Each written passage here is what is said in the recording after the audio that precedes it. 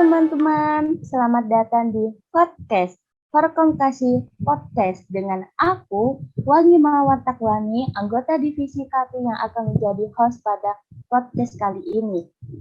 Pada podcast kali ini, aku nggak sendirian nih teman-teman, tetapi ditemani oleh Mbak Nurul, selaku anggota divisi KP yang akan mengobrol mengenai asah pikir kritis mahasiswa melalui karya tulis ilmiah. Halo Mbak Nurul, silakan si hai dulu. Hai Wangi, hai juga pendengar podcast semuanya.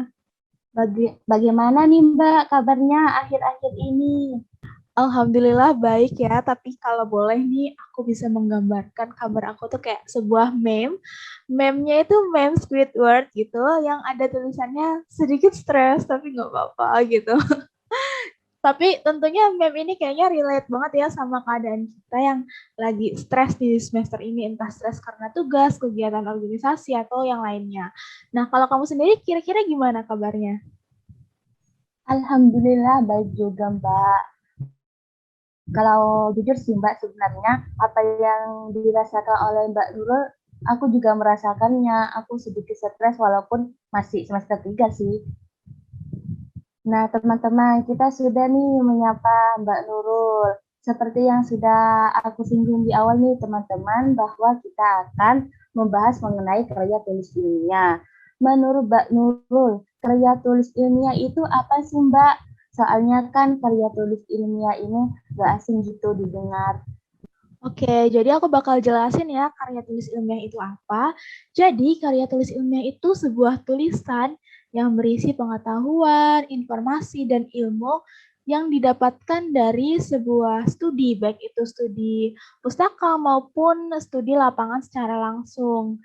Nah, karya tulis ilmiah ini bukan sifatnya yang kita mikir atau kita mengarang langsung jadi gitu, tetapi karya tulis ilmiah tersebut harus didasari oleh data-data atau sumber yang terpercaya dan bukan hasil rekayasa seperti itu.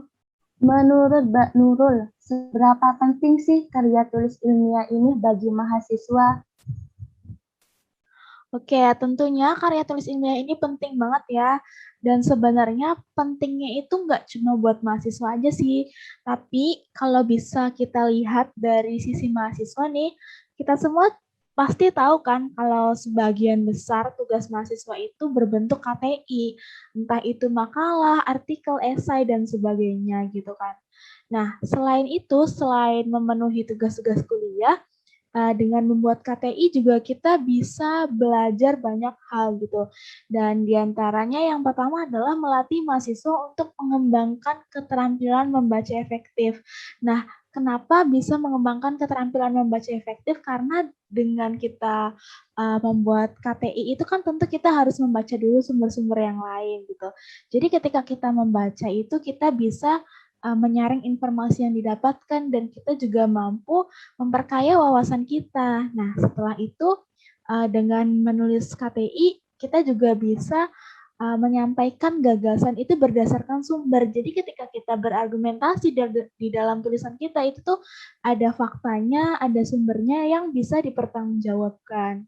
Selanjutnya manfaat lainnya nih itu juga bisa melatih keterampilan kita sebagai mahasiswa itu untuk mengenali masalah yang ada di sekitar kita dan menggali informasi serta mengumpulkan dan menganalisis data. Sehingga ketika tulisan kita itu didasari oleh data, didasari oleh sumber-sumber itu, data kita juga valid gitu, tulisan kita itu valid. Dan ketika kita belajar menulis KTI juga kita juga belajar untuk menghindari plagiarisme gitu. Jadi ketika kita menulis itu tidak hanya mengcopy dari tulisan orang, tapi itu juga hasil karya kita yang orisinal dan didukung oleh data yang kuat. Nah, selanjutnya nih manfaat lainnya ketika kita menulis KTI itu kita bisa mengembangkan budaya penelitian yang berkelanjutan. Nah, seperti yang kita tahu kan ketika kita membaca tulisan ilmiah itu tentu ada saran. Nah, saran-saran ini diharapkan bisa menjadi pengembangan ketika kita menulis KTI selanjutnya gitu. Jadi sebuah pengetahuan itu bisa terus berkembang gitu ketika kita melakukan sebuah penulisan karya ilmiah. Seperti itu, Wangi. Wah, ternyata karya tulis ilmiah bermanfaat dan sangat penting nih, teman-teman. Nah, yang disinggung Mbak Nurul tadi mengenai plagiarisme. Nah, begini Mbak Nurul. Nah, terkadang aku masih melihat itu ada mahasiswa yang masih kopas sana sini, Mbak, dalam mengerjakan tugasnya, baik dari internet maupun dari temannya sendiri. Selain itu juga, Mbak, kadang itu mahasiswa itu kesulitan dalam membuat karya tulis ilmiah. Nah, kira-kira nih Mbak, apa yang menyebabkan mahasiswa itu kesulitan dalam membuat karya tulis ilmiah? Karya tulis ilmiah. Boleh juga nih Mbak dikasih tips-tipsnya apa saja? Oke, jadi aku bakal jelasin dulu ya kira-kira hambatan apa sih yang biasanya dirasakan mahasiswa ketika menulis KTI. Nah, hambatan itu yang pertama adalah mahasiswa itu sering merasa kesulitan ketika mereka mau memulai. Jadi mereka itu kayak bingung gitu loh mau nulis apa, nggak ada ide, nggak ada gagasan gitu di kepalanya. Selanjutnya mereka juga kesulitan menemukan ide kayak yang tadi nih. Kayak misalkan kesulitan memulai itu karena banyak distraksi gitu ya, entah karena ada distraksi drakor terbaru atau ada game atau apapun gitu yang bisa mendistract mereka. Nah, selanjutnya ketika mereka terdistract juga mereka biasanya kesulitan untuk menemukan ide. Nah, ide tersebut biasanya disebabkan maksudnya kurangnya ide tersebut biasanya disebabkan karena mereka itu kurang membaca dan kurang mencari referensi kayak gitu. Dan selanjutnya yang ketiga nih, ketika mahasiswa biasanya udah punya ide, udah punya gagasan itu biasanya mereka itu kurang percaya diri nih hambatannya. Nah, mereka itu kurang percaya diri atas tulisan mereka sendiri.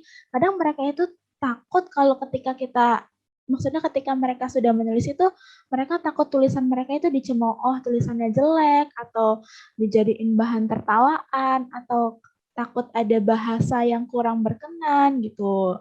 Tapi untuk mengatasi hal tersebut, aku juga punya nih tipsnya buat teman-teman. Yang pertama ya, untuk menghindari rasa adanya distraksi tadi, kita juga harus, yang pertama nih, kita harus menghilangkan rasa malas kita. Ya, jadi gimana kita bisa ngelawan distraksi tersebut kalau dalam diri kita sendiri itu masih ada rasa malas.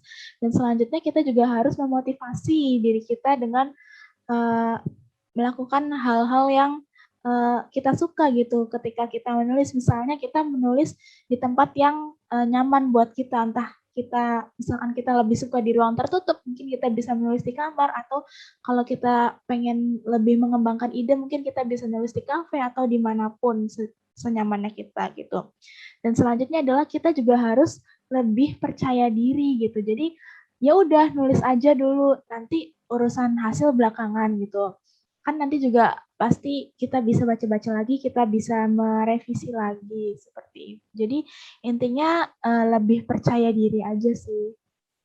Selanjutnya nih teman-teman, dalam membuat karya tulis ilmiah, tentu kita juga harus berpikir kritis nih teman-teman.